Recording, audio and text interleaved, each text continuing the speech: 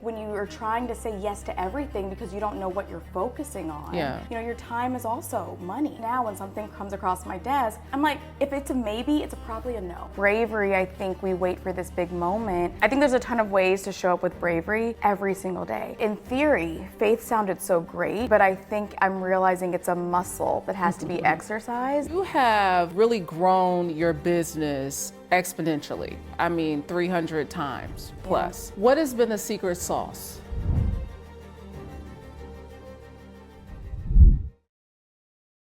What's up, everybody? It's your girl, Brandi Harvey. Thank you so much for joining us here at this month's Vault Empowers Talks. I'm so excited you decided to join me. Each month, we cover a different pillar, and this month is no different. We're talking business development. But before we get into the conversation, I need you to go ahead, like, comment, share, but subscribe.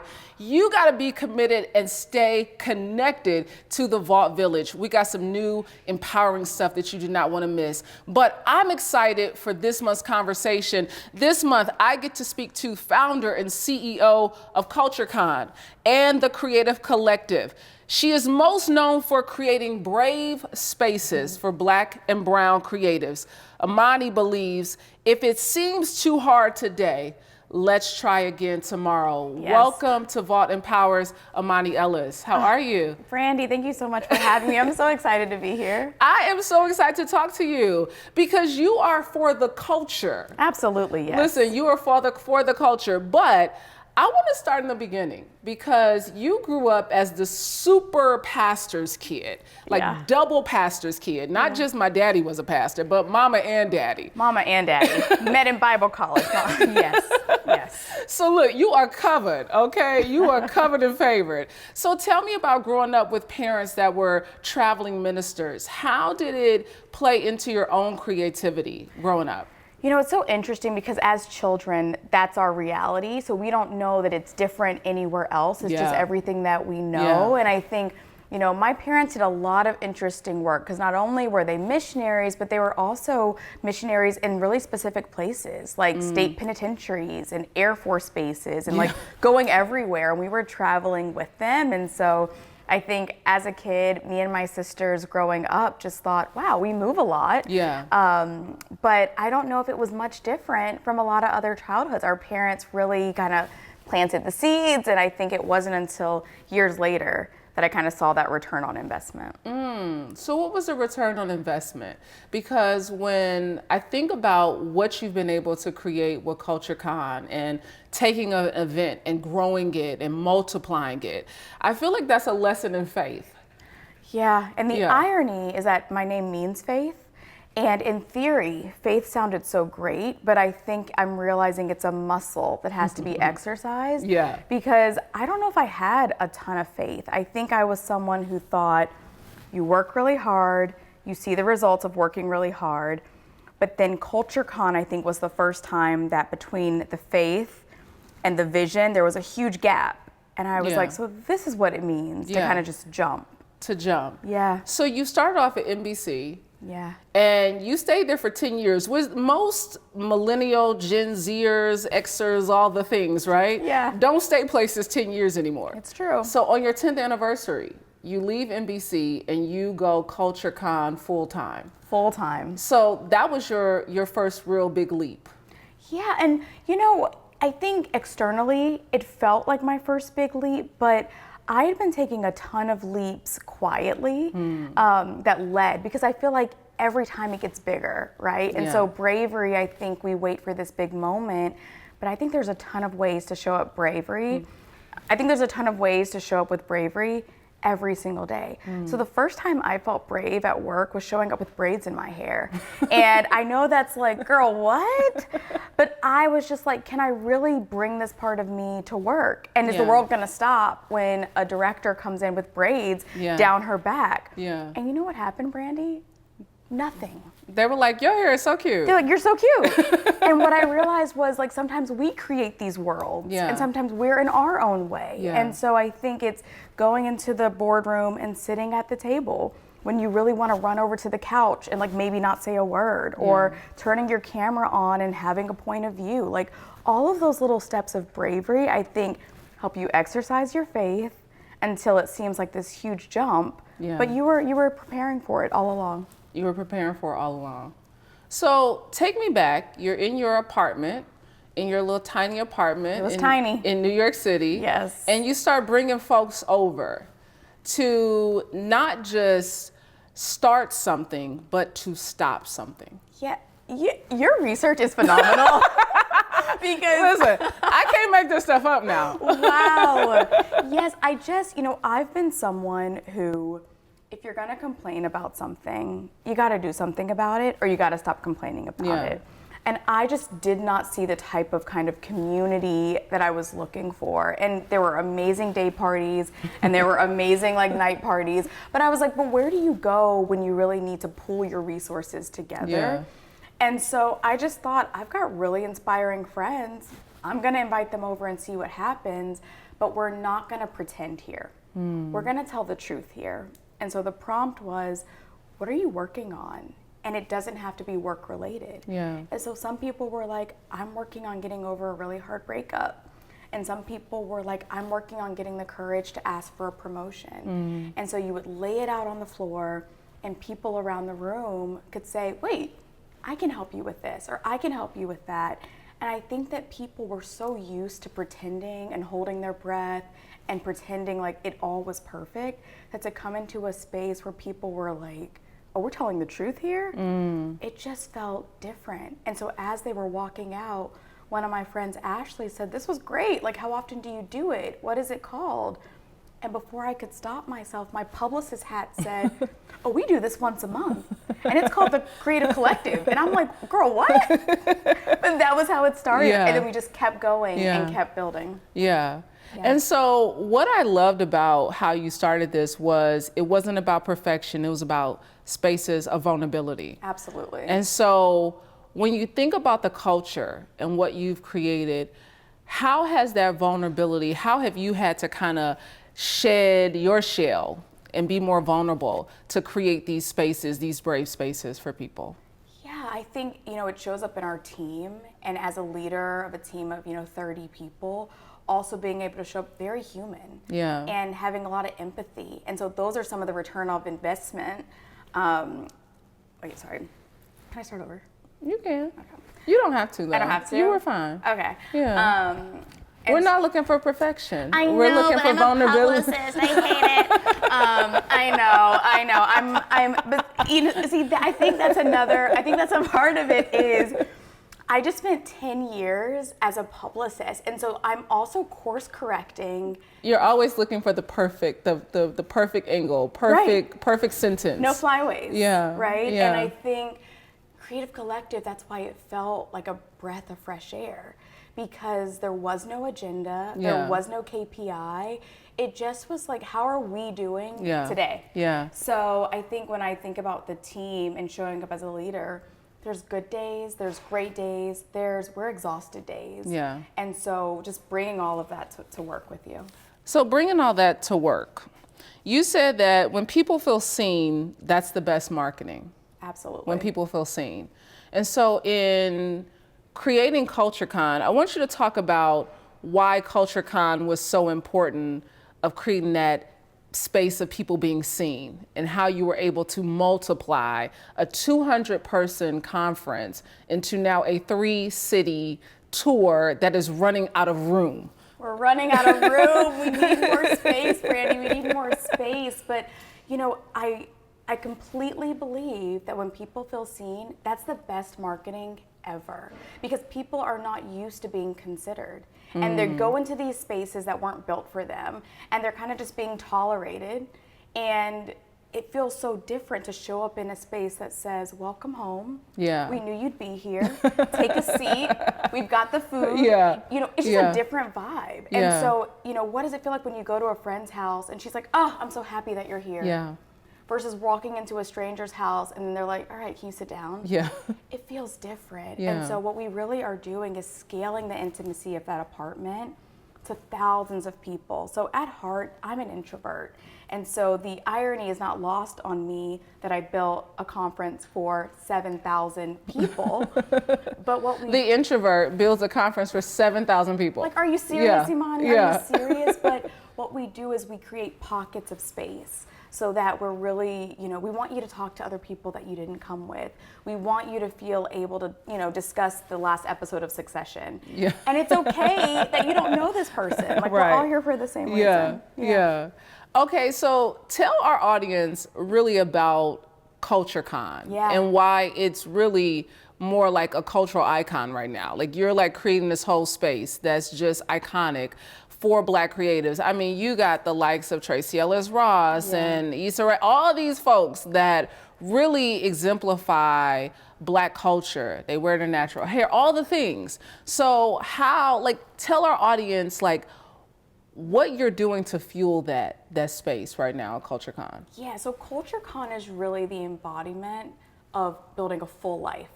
So we think about business, this is one part of my life, and then we think about play, this is a separate part, mental health, that's over there, dating and relationships, that's way over there. So all that's in CultureCon? It's all in CultureCon, plus there's actually tangible workshops. Because how many times have you gone to a panel and it's just platitudes of how someone specifically did it? Yeah. No takeaways, no next steps. Yeah. So we have hands-on workshops, we have breakout groups, we have office hours where you can do one-on-one conversations like this. And the whole thing feels like a homecoming because you can come by yourself, leave with friends. Yeah. It's a vibe. I love it. And I think, my friends and I wanted to build something we didn't see in the world. You wanted to build something you didn't see in the world. Where do you see CultureCon going? Wow. I mean, now that it's my full-time job and passion, it's a little scary how big my dreams are because at a certain time, I thought CultureCon would stay as a pop-up. 20 people, one time a month, and I look back and it's like, you're limitless. And so for us, I think our secret sauce is our community. Yeah. So we're tapped into 150,000 people, and we can say, what do you want next? Yeah. What do you really need right now? And a lot of what it is resources and tangible connections. Yeah. I think post-COVID, people are more lonely than ever before. Yeah. So how can we just bring that community back to life? So that's what I really wanted you to talk about, the secret sauce, right? Yeah. Because you have really grown your business exponentially. I mean, 300 times plus. Yeah. What has been the secret sauce? Ooh, the secret sauce. I mean, I think there's a few ingredients in the secret sauce. That's okay. Tell me the one that's like your main. I think the one is really thinking about the experience. I think people so often are thinking about the branding. Branding's important. They're thinking about the tagline. That's cute. But the experience, how do people feel when they interact with my experience? Yeah. What do they go home and tell their boyfriend after they came to CultureCon? And that's what I mean when I say being seen is the best marketing, because we don't have a ton of marketing dollars, but when people leave CultureCon, they go tell people and they bring those people back. Yeah. And I think that's our secret sauce. You're gonna feel seen here. It was built for you. The secret sauce is being seen. That's it.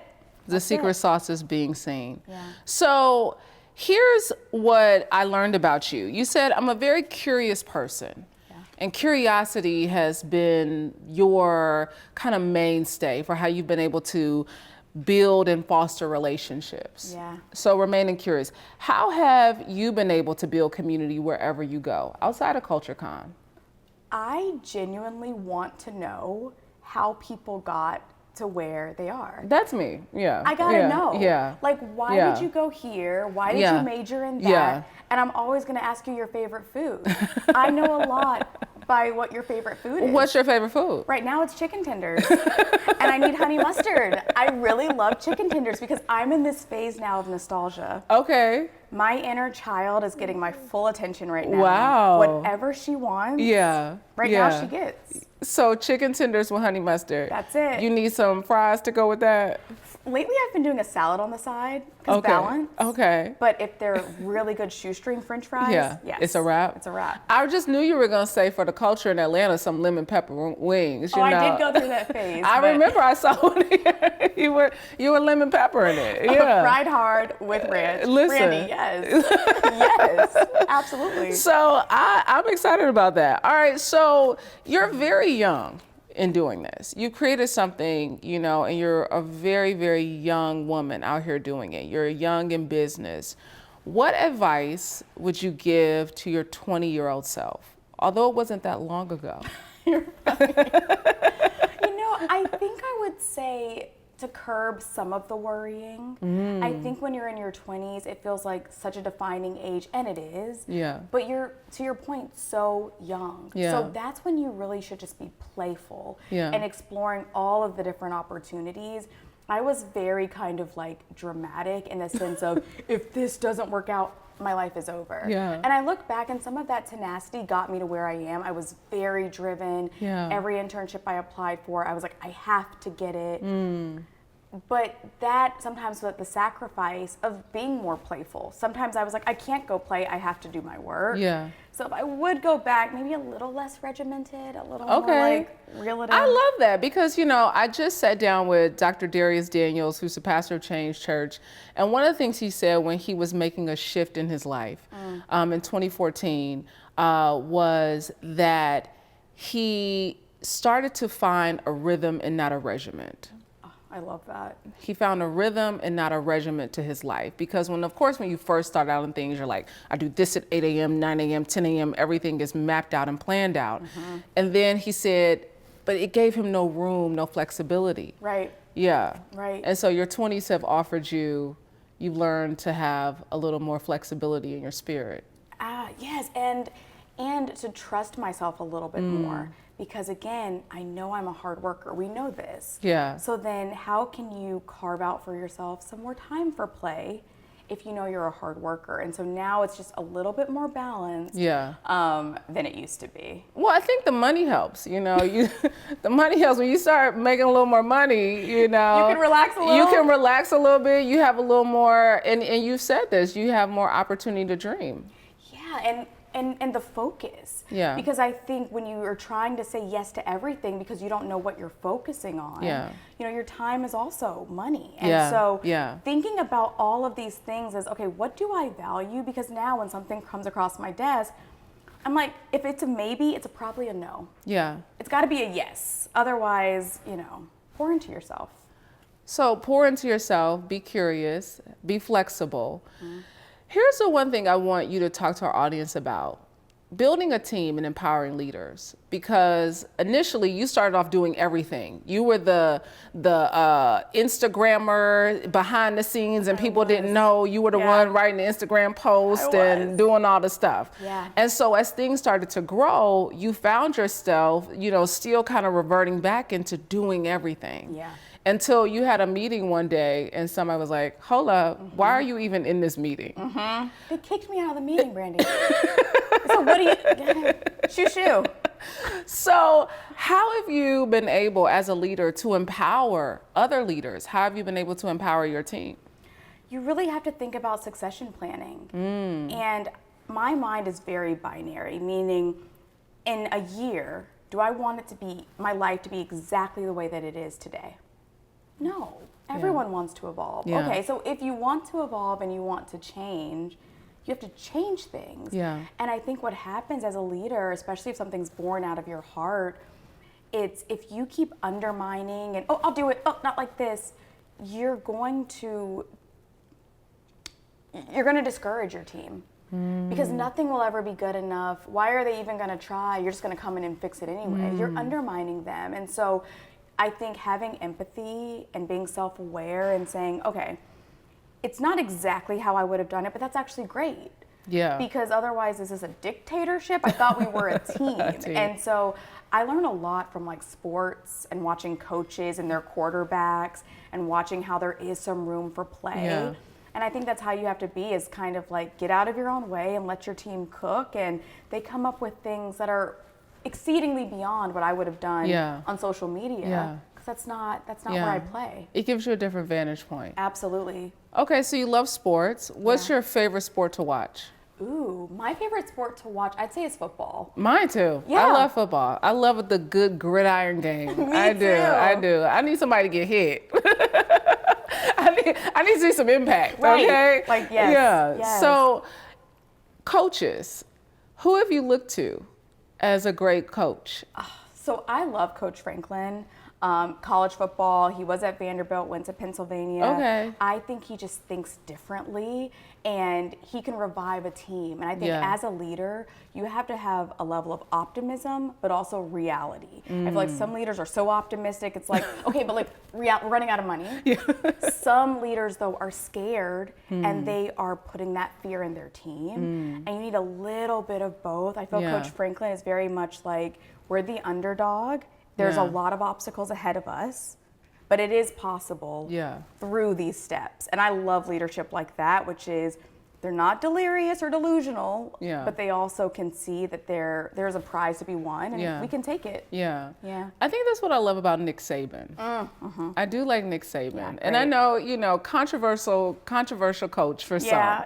But the record is he wins, right? And he has a formula to winning. He and Bill Belichick. So, all right. So I love that you love sports because I think that it's such a great way. When you talk about building teams, you talk about building business, they all have the same principles. Absolutely. They all have the same principles. So because you like coaching and teams, who's one person, living or dead, that you would want to have dinner with? James Baldwin, absolutely. James Baldwin? Yes. Tell me why.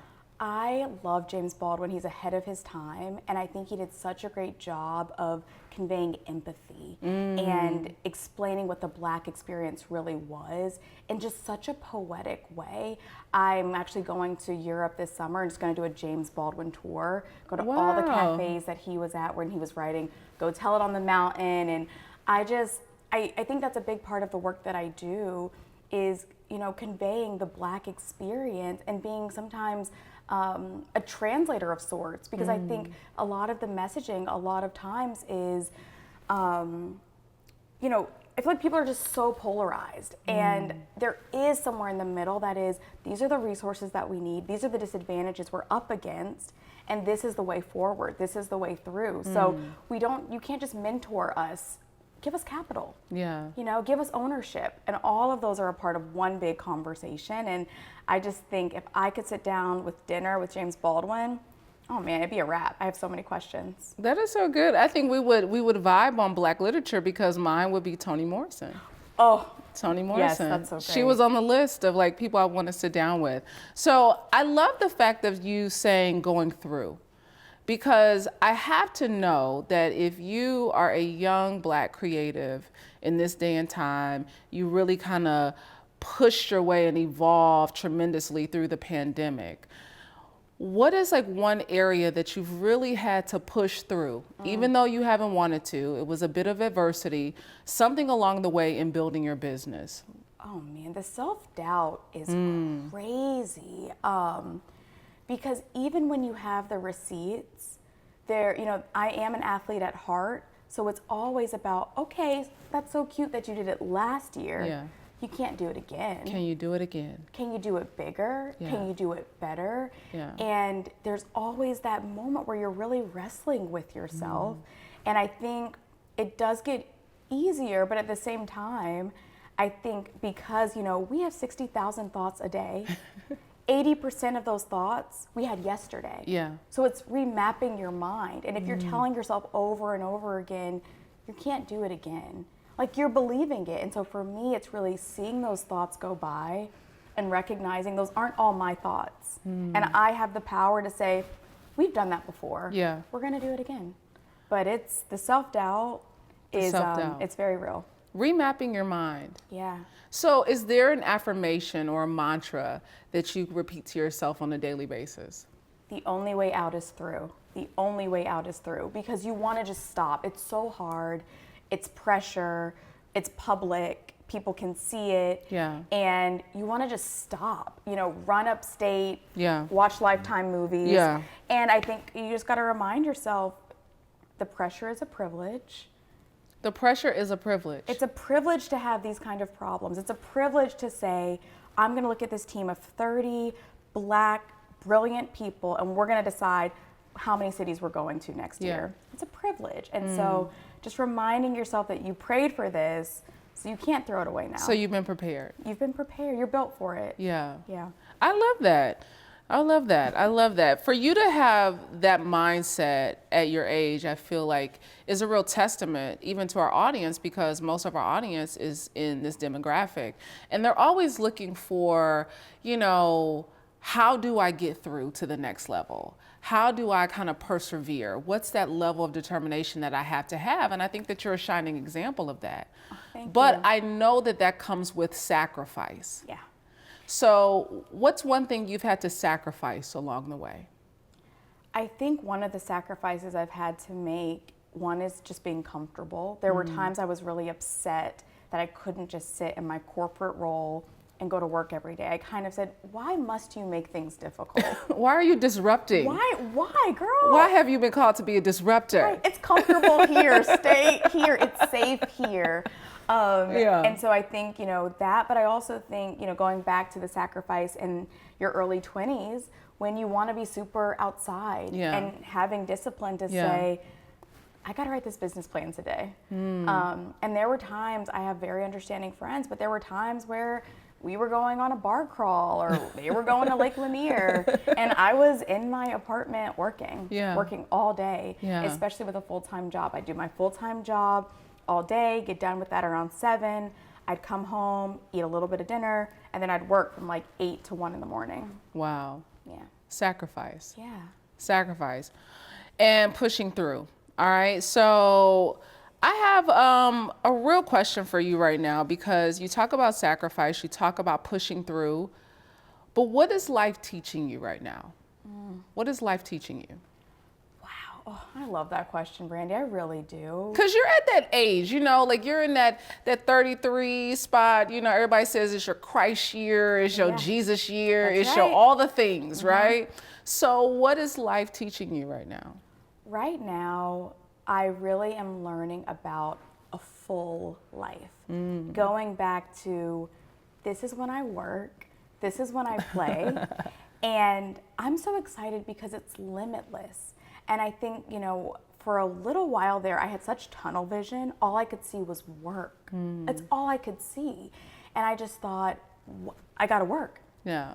And my sister, Naila, really helped me. She said, Imani, I would look at the weekend. I would look at the weekend. I'd say, okay, Friday, happy hour, then I'm gonna work. Then Saturday, I'll get up, work out, coffee, then I'm gonna work. Sunday, maybe a brunch, then I'm gonna work. That's beyond. Now, if it's go season, I hear you. Yeah. That is not a life. Yeah. And that's what my life looked like. And so kind of post-COVID, it's just, I'm a completely different person. COVID changed everybody, didn't it? Everybody's mind. It's like, wait, we don't have to live like this? And so I'm like, what am I gonna do with this free time? It's like, you're gonna have a life. Yeah. And so the other day, I was on Instagram, Rick Ross, he was flying a remote control airplane. And I thought, I want a remote control car. And I went and I bought a remote control car. Now in the morning after coffee, I drive it around my living room. My sister came over, she was like, I didn't expect. But all the little things that, you know, baby Imani longed for, she got them then, but she can really appreciate them now. So right now I'm focused on leaning into wonder, leaning into like childhood play, and like really seeing people, because I think you do get into chapters of your life where there's so much going on that people are talking and you're already in tomorrow. Yeah. But like right here, like I am here. Being present. And I see you truly. Yeah. And I don't know if I could have said that like 3 years ago. Wow. Yeah. I could be in a place but not be there at all. So do you have a daily regimen or practice or ritual that you do? Whereas like some people, I have to work out in the morning, right? I get up and that's the first thing I do is go work out, because I know that part of my day is done and I prioritize myself. Oh, I love that. So what is that one thing that you have to do besides your coffee? Because I did hear that coffee is a must for you. I must, must. I like to write things down.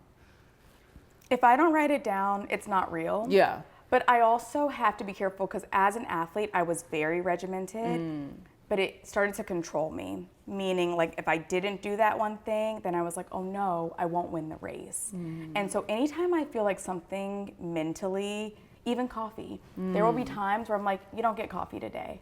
Because I don't want to be addicted to anything. Okay. I want to have power over my life. And even with coffee, now I'm drinking matcha right now. I'm like, I love it. But I'm like, nothing will control me. And I think that might be just the oldest child in me. I'm a little bit rebellious. So you're the oldest child? Oldest of 4, yeah. Because your sisters, is all girls or? 3 girls and then a boy. Okay, but they're your best friends? Best friends. Okay. Yeah. So what have your sisters taught you that you've applied to your business practice? My sisters have taught me so much. They're my anchors, and no matter how big anything gets, they'll always see me as a 6-year-old snag-a-tooth running down the backyard, and you need that. You need people who don't take you quite so seriously.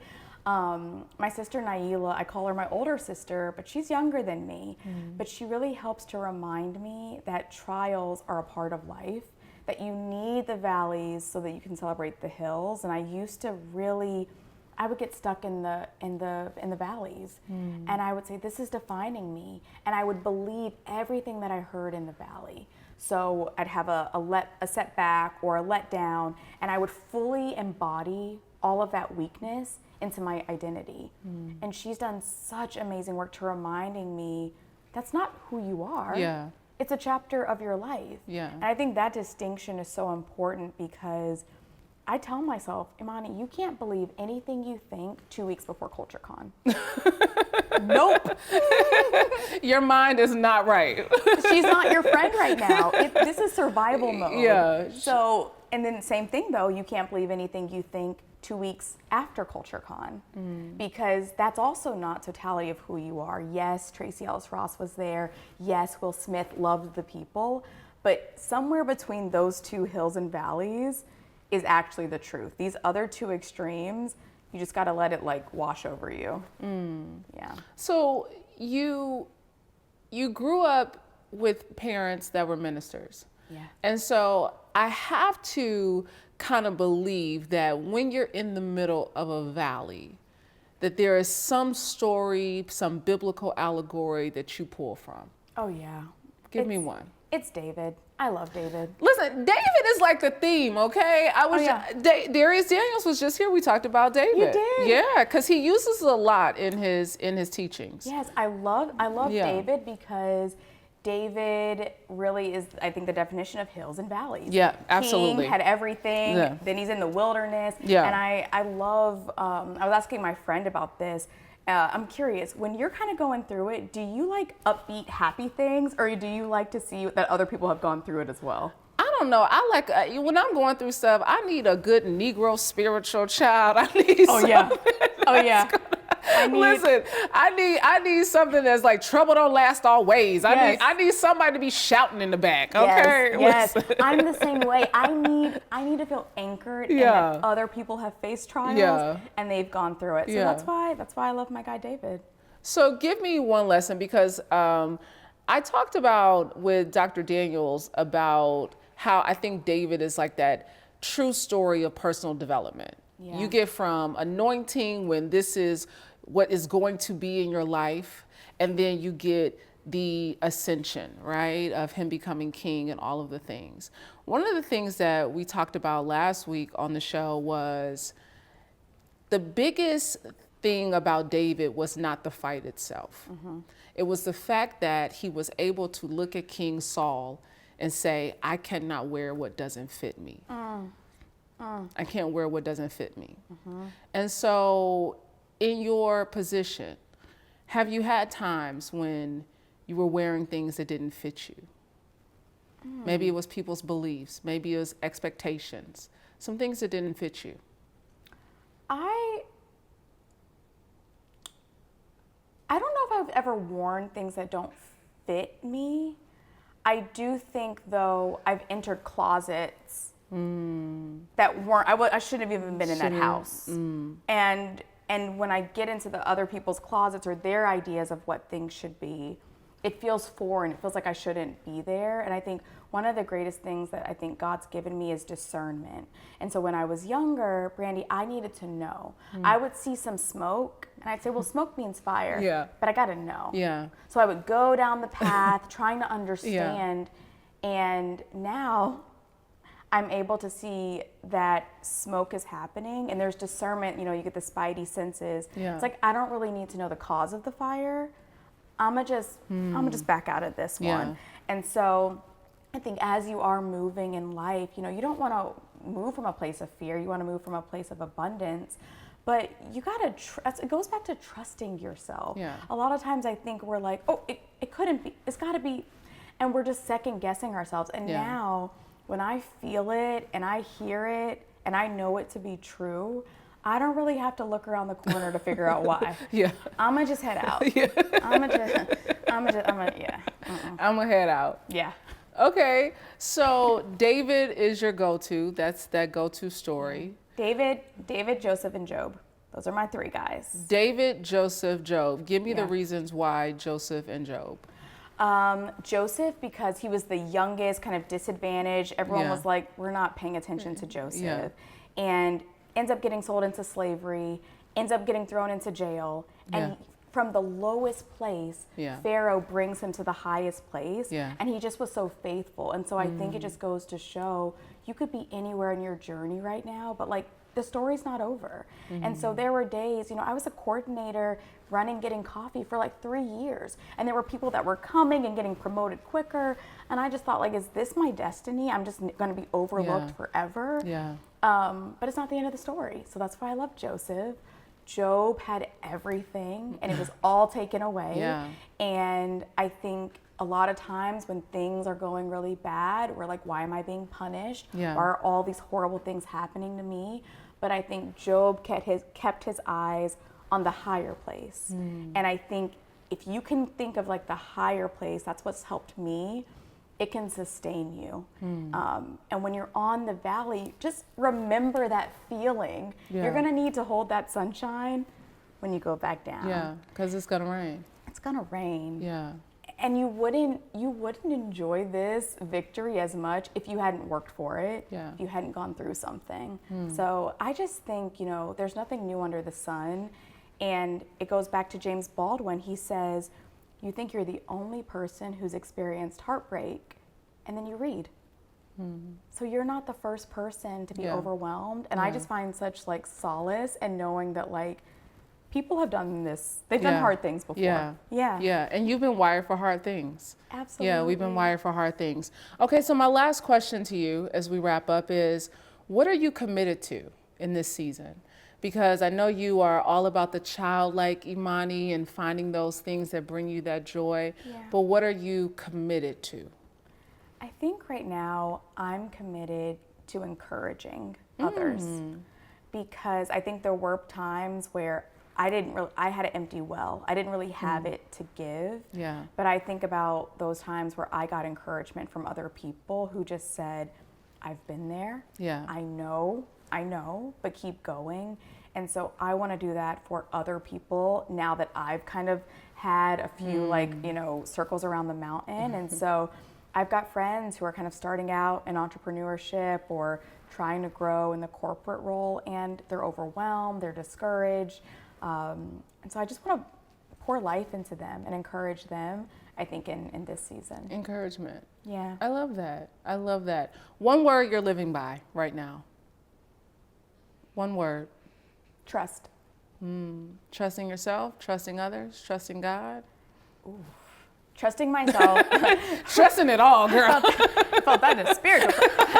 Trusting myself and trusting myself, trusting others, trusting God. I love that. So look, I am so excited for everything that you have coming up. You got CultureCon coming up next month in June. That's right. In Los Angeles. You got big things on the horizon. I am so grateful that you decided to come and talk to us at Vault.